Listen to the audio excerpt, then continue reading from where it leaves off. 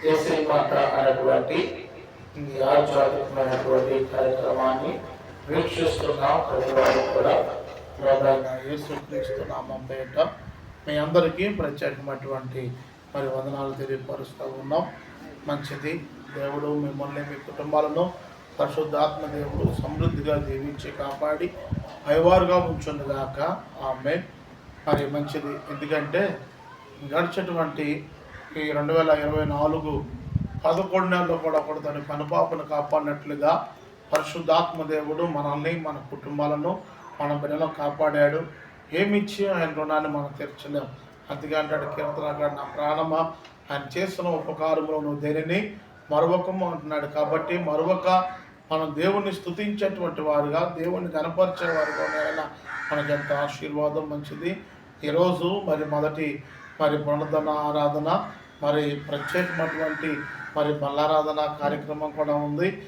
ప్రభు బల్లారాధనలో ఎంతమంది అయితే బాప్తిసం తీసుకుని రక్షణ పొంది సిద్ధపాటు కలిగి ఉన్నారో వారందరూ కూడా ప్రభు బల్లారాధనలో అందరూ కూడా పాలు భాగస్సులై దైవ ఆశీర్వాదం పొందాలని ప్రభు పేట ప్రేమతో మనం చేస్తూ ఉన్నాం.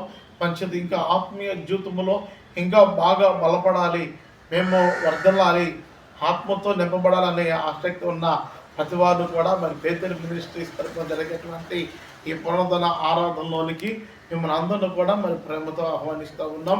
మంచిది. ఈ దిన వాగ్దానము మనందరం కూడా ఒకసారి జ్ఞాపకం చేసుకుందాం. అందరూ కూడా దైవవాక్యాన్ని చదువుదాం.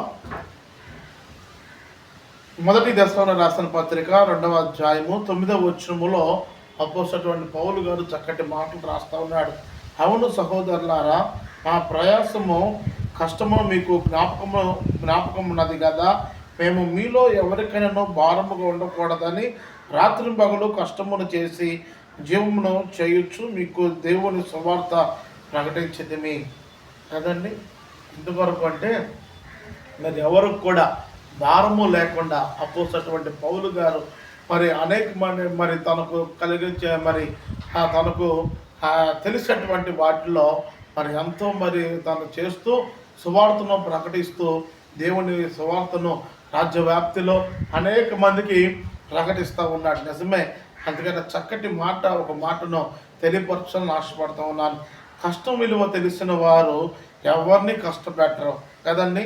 ఇష్టం విలువ తెలిసిన వారు ఎవరిని వదిలిపెట్టరు. బంధం ఏదైనా బాధ పంచుకునేలా ఉండాలి, బాధ పెంచేలాగా ఉండకూడదు. అందుకనే పౌలు గారు కూడా ఆ కష్టం విలువ తెలుసు కాబట్టి ఎవరిలో కూడా కష్టపెట్టకూడదని, ఎవరి మీద ఆధారపడకూడదని దేవుడి సువార్త తను శక్తి చేత, ఎందుకంటే నిజంగా ముందుకు కొనసాగాలని పౌలు గారు ఎంతో కష్టపడుతూ రాత్రి పగలు దేవుని సువార్తను ప్రకటించాడు. కానీ ఇతరుల మీద భారం కాలేదు. ఏమండి, ఈ దినాలలో నిజంగా చాలామంది కూడా ఏం చేస్తున్నారంటే అనేక మంది కుటుంబాలు తల్లిదండ్రుల మీద భారంగా ఉన్నారు. భర్త అయితే భార్య మీద, భార్య అయితే భర్త మీద, కుటుంబం మీద ఇలా భారం. అలాగే సంఘము కూడా భారం కూడా ఆత్మీయ బిడ్డల మీద పడతా ఉంది. కానీ నిజంగా మనం మన యొక్క భారము బాధ్యత ఎవరి మీద పెట్టాలంటే మనం దేవుడి మీద పెట్టినప్పుడు. అందుకంటాడు, నీ భారము యెహోవా మీద మోపమన్నాడు. మన భారము దేవుడి మీద పెట్టి మనం ముందుకు కొనసాగుతూ ఉన్నప్పుడు దేవుడు మన కష్టాలు, నష్టాలు, లోటుపాటన్నీ కూడా తొలగించి సమృద్ధమైనటువంటి ఆశీర్వాదముతో దేవుడు మన తృప్తిపరిచేవాడు. ఆ తృప్తి దేవుడు పౌలు గారిని నింపాడు. అందుకని కష్టం రెయ్యింబగలు నెరాలు కొడుతూ అనేక మందిని ప్రభులోనికి నడిపించాడు. కాబట్టి పౌలు గారు ఏ మార్గంలో నడిచాడో మనం కూడా అదే మార్గంలో నడుద్దాం. ప్రభు ఆశీర్వాదం పొందుదాం. దేవుడి దిన వాగ్దానము మన కుటుంబంలో దీవించున్నదాకా. ఆమేన్. కనుక ప్రేమించిన మా పరలోక తండ్రి, దేవా నాయన, నీ ఘనమైన పాదములకు వందనాలు.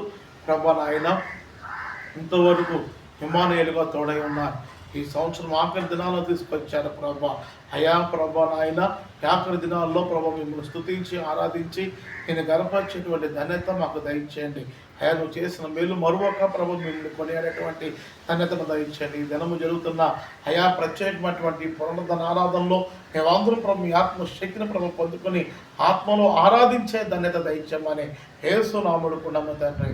ఆమె తండ్రికి కుమారునికి పరిశుద్ధమైన సహవాసం ఇప్పుడు మనకు సకల ఈ కార్యక్రమాన్ని వీక్షిస్తున్న ప్రతి కుటుంబానికి పరిశుద్ధాత్మ దేవుడు సమృద్ధిగా దీవించి కాపాడి వారు ఉంచునుగాక. ఆమేన్. మీ అందరికీ ప్రభు అయిన యేసు క్రీస్తు నామమున పేరిట మరొకసారి వందనాలు తెలుపుతున్నాను. దీవించునుగాక. ఆమేన్.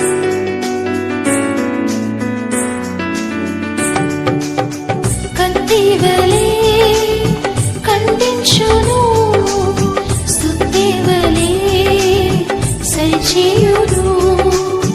కత్తివలే ఖండించును, స్తుతివలే సరిచేయును. విలువైనది బలమైనది నా యేసుని నోటి మాట. విలువైనది బలమైన